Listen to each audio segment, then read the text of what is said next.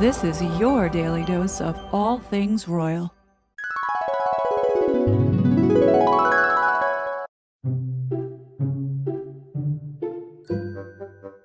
In this clip, Meghan is again seen here with Kayleigh Thomas Morgan from Sunshine Sachs. What do you think's going on there, folks?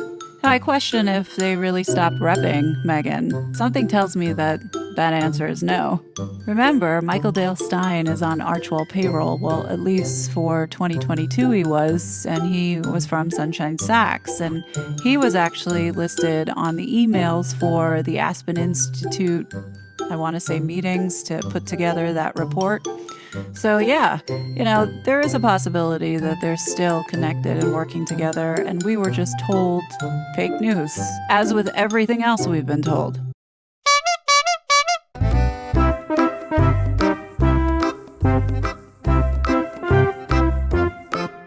I told you. What did I tell you? Didn't I tell you? 'Cause I told you. And when did I tell you? A long time ago. And what did I say will happen when I told you? Exactly what just happened.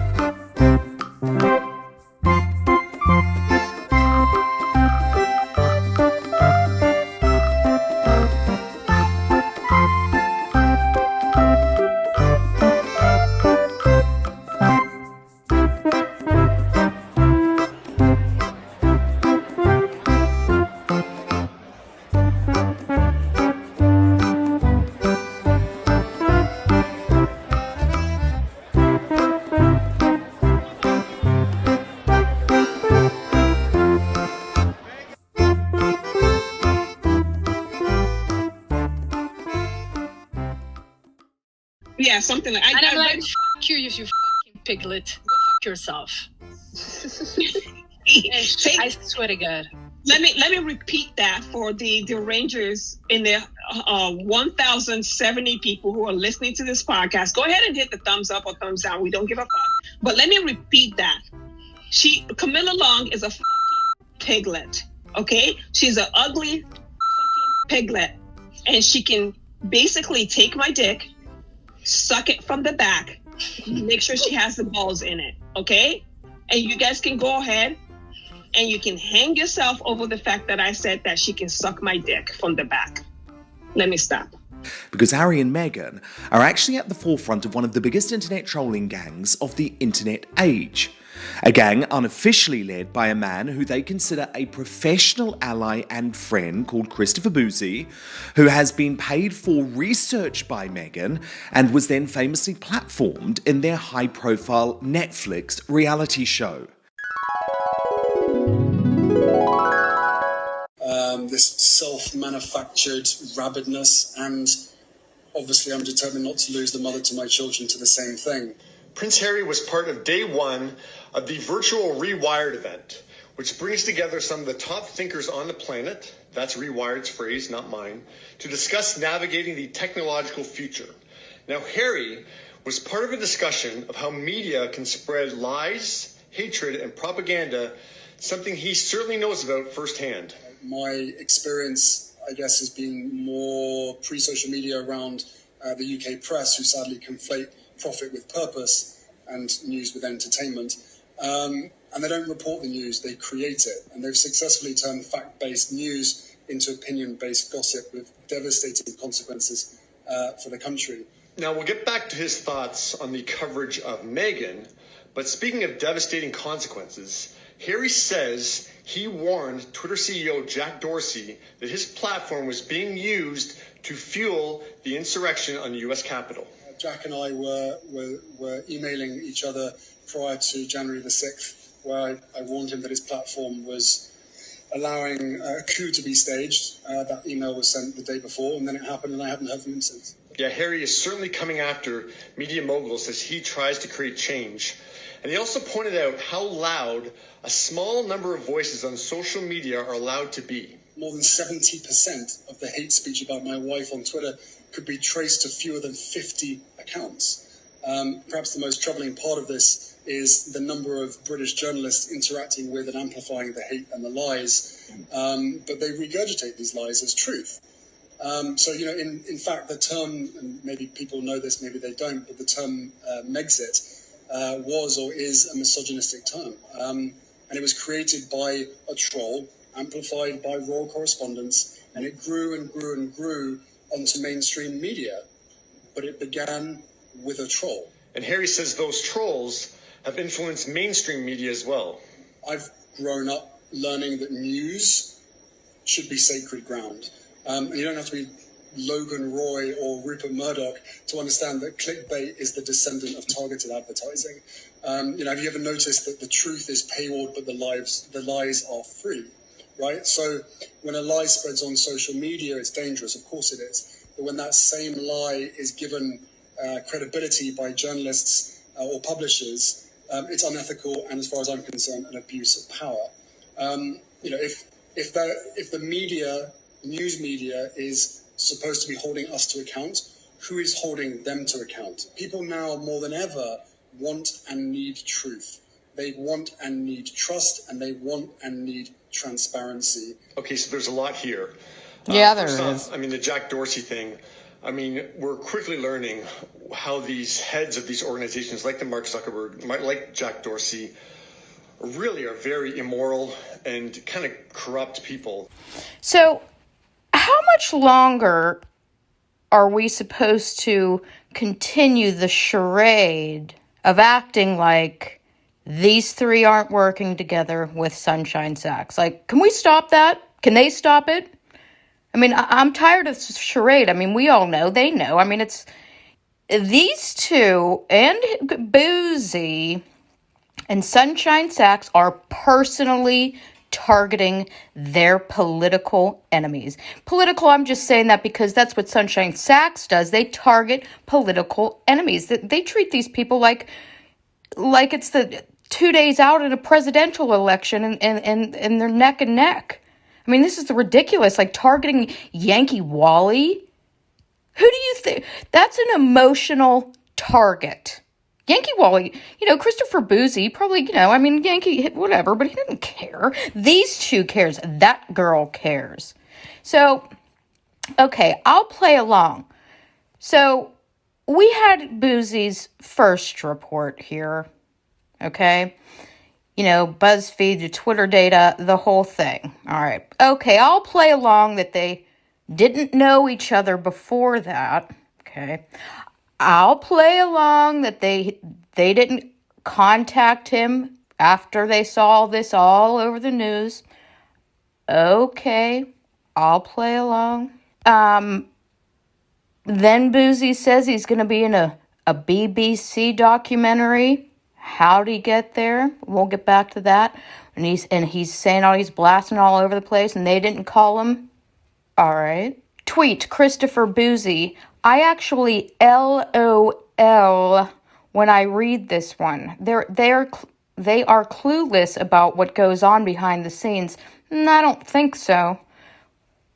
They have convinced themselves I dropped out of the sky a month ago, not understanding this was filmed months ago. Oh, wait until they find out the BBC has used our data in the past. Well, for what, Christopher?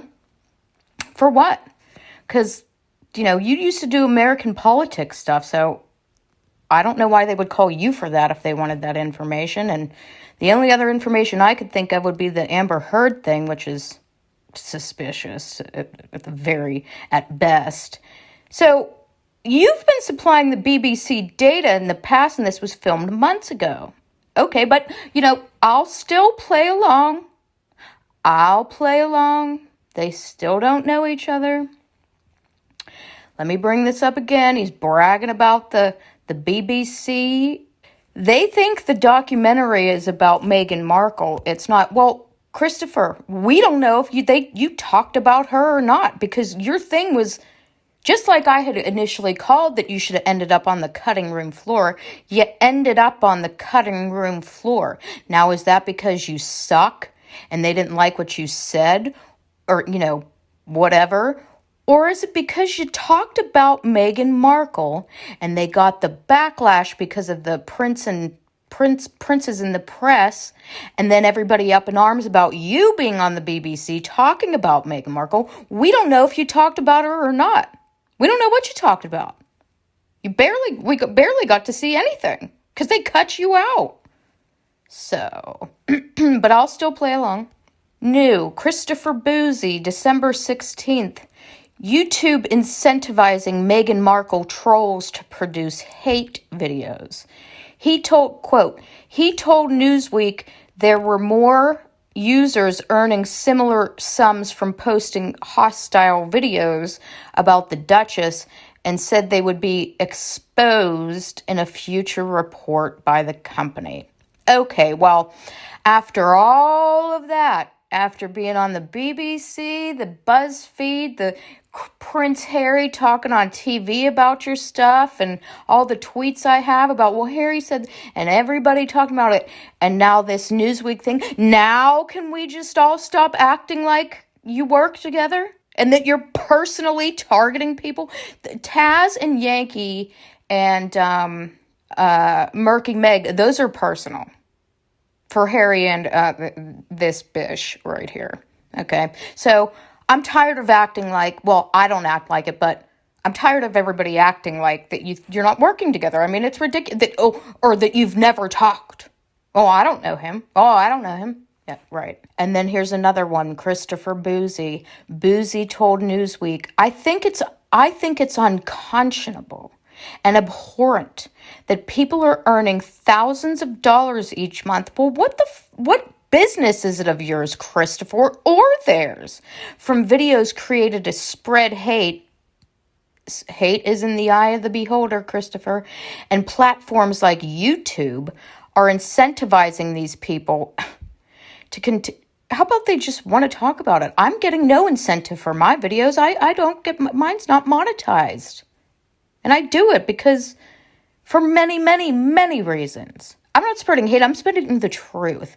Incentivizing these people to continue creating more hate-filled content. Well, all of that verbiage kind of sounds like the same PR firm that Prince Harry, speaking of profit for press or whatever, that idiot did not come up with that.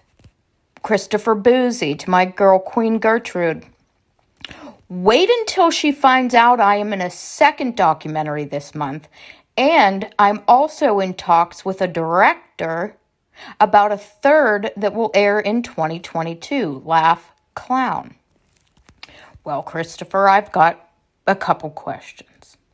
How do you find time to monitor millions of accounts, Facebook, Reddit, Twitter, everything else that you do with you and your only 3 employees, and tweet and take care of your kid? He is cute. I'll give you that, Christopher Boozy. Your kid's cute. But take care of your kid and all of that, and negotiate contracts. Usually people that are in documentaries and working with directors and everything need agents and managers and attorneys. So somebody's doing that for you. I know you were pandering. You had said that I showed in one of my previous videos of late that, I'm looking for an attorney. Somebody's going to go through some things. And everybody wanted to, not everybody, idiots wanted to donate to you. But I know between tweeting and doing all of the other stuff that you do with only 3 other people working with you, and taking care of your cute kid and doing all of that, you don't have time to negotiate contracts or even find these things or any of that. And usually directors and documentary makers, if they're serious, they don't want to talk to you. They want to talk to their agent, because that protects your agent, your PR firm, your lawyer, because that's better for them too. So then, take us back to my girl Loopy, the field agent for Elizabeth Thorpe that works at Sunshine Sachs, that was going after all the Twitter accounts. Megan's PR person, Meghan and Christopher's PR firm. Someone writes, I'm criticizing his methods, not the she's talking about Boozy, obviously. I'm criticizing his methods, not the defense of Meghan. That's what's off here. Yeah, no kidding, Best Buy Megs. This isn't how Meghan operates. This is a sugar. And she's a reasonable sugar. An uninformed, reasonable sugar. This isn't how Meghan operates. She and Harry are classier than that. This bullying, mudslinging, attacking has to end. The day Meghan endorses Boozy is the day I will believe otherwise. Loopy. So you are not aware that Harry has mentioned Bot Sentinel? So given that Loopy is the field agent that works with Christopher and Meghan's PR person at Sunshine Sachs, and then this girl saying this, and then Loopy, when she said, the day Meghan endorses this, and then Loopy said, well, you've heard Harry mention it, right? So there's your endorsement. So now, I'm going to take Loopy's suggestion here, because we need to know, the public wants to know. Loopy had suggested to somebody, why don't you contact Sunshine Sachs and ask them? Well, this was about if Sunshine Sachs was still working for them. But Loopy suggests, why don't you call Sunshine Sachs and ask them? There's really no reason to make up stories like they're not involved together, when a quick phone call is all that's needed. So my suggestion to you all folks is, I would start, now Elizabeth Thorpe does not deserve to be harassed about this not harassed, but, tweeted on Twitter about this. I would wait to start calling her Monday morning, or calling their offices or whatever, asking. And I'm going to go ahead and say that if they answer no, then it's a no. If it's a no comment, that's a yes, and a yes is a yes. Are Meghan and Harry and Boozy, are they working together? Or is this all a PR thing? Ask all the questions, but Elizabeth does not deserve to be tweeted crazily all weekend. She just doesn't. She's a reasonable person too. She just has a bad client. However, you know who does deserve to be tweeted at all weekend? Christopher Boozy. He needs to be, no one's ever directly asked that dude. And a couple tweets here asking, no, he needs to be asked. So if I were on Twitter, I would go to his page. Are you working with them? Do they work with you? Are they involved? Are you working with Sunshine Sachs? So that's what needs to happen. Leave Elizabeth alone on Twitter.